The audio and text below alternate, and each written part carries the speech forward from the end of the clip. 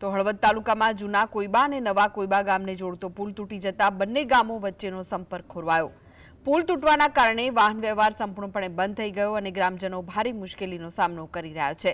ઘટના બાદ 24 કલાકથી વધુ સમય વીતી ગયો હોવા છતાં મરામત કામગીરી શરૂ ન થતા લોકોમાં તંત્ર સામે ભારે રોષ જોવા મળ્યો।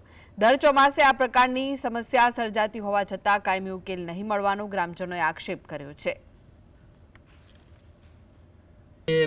નવા કોઈબા અને જૂના કોઈબા વચ્ચે જે જોડતો પુલ છે એ પુલ જર્જરિત હતો।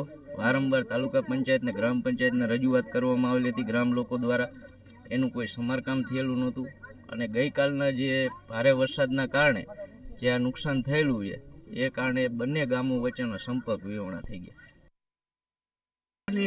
તાત્કાલિક માણસને અવર જવર થાય એ રીતે વ્યવસ્થા કરી દે તંત્ર તો સારું કહેવાય।